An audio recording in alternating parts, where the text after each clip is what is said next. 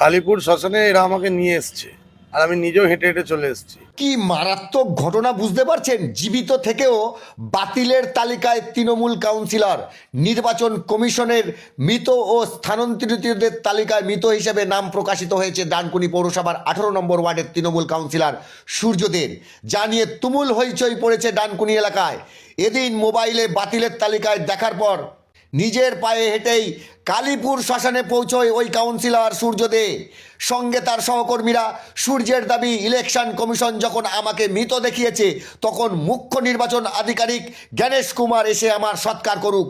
আবারও জানিয়ে রাখি, জীবিত থেকেও বাতিলের তালিকায় অর্থাৎ মৃতের তালিকায় তৃণমূল কাউন্সিলর, নির্বাচন কমিশনের মৃত্যু ও স্থানান্তরিতদের তালিকায় মৃত হিসেবে নাম প্রকাশিত হয়েছে ডানকুনি পৌরসভার 18 নম্বর ওয়ার্ডের তৃণমূল কাউন্সিলর সূর্যদের। জানিয়ে তুমুল হইচই পড়ে গিয়েছে। তিনি পায়ে হেঁটে কি করেছেন, শ্মশানে চলে গেছেন, কালীপুর শ্মশানে। সঙ্গে ছিল তার সহকর্মীরা। সূর্যের দাবি, ইলেকশন কমিশন যখন আমাকে মৃত দেখিয়েছে তখন মুখ্য নির্বাচন আধিকারিক জ্ঞানেশ কুমার এসে আমার সৎকার করুক। এ ব্যাপারে আর কি জানা যাচ্ছে, তিনি কি বললেন, চলুন আমরা বিস্তারিত শুনবো। কালীপুর শ্মশানে এরা আমাকে নিয়ে এসছে, আর আমি নিজেও হেঁটে হেঁটে চলে এসেছি নিজের সৎকারের জন্য। আপনারা বলবেন এই আবার কিরম কথা?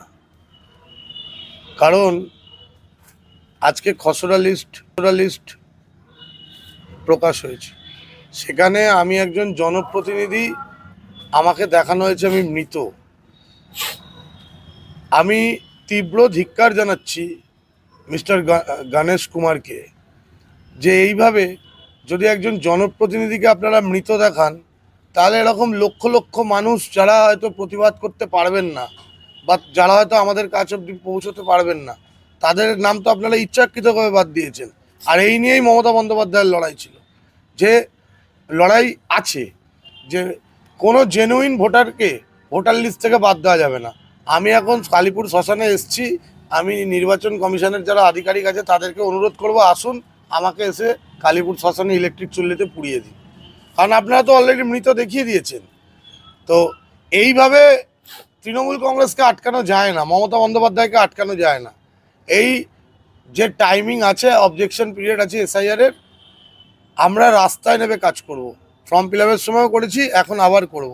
শুধু ধিক্কার জানাই নির্বাচন কমিশনকে, যে একজন জনপ্রতিনিধিকে আপনারা মৃত বলে দেখালেন, তাহলে এরকম সাধারণ মানুষকে আপনারা কিভাবে হ্যারাসমেন্ট করছেন বা করবেন এই এসআইআর নিয়ে। আপনি এনমোলেশন ফর্মটা জমা দিয়েছেন গণনা ফর্ম? 100% জমা দিয়েছি, 100% জমা দিয়েছি। এবং সেখানে বিএলও নিজে সেটা হাতে নিয়েছেন।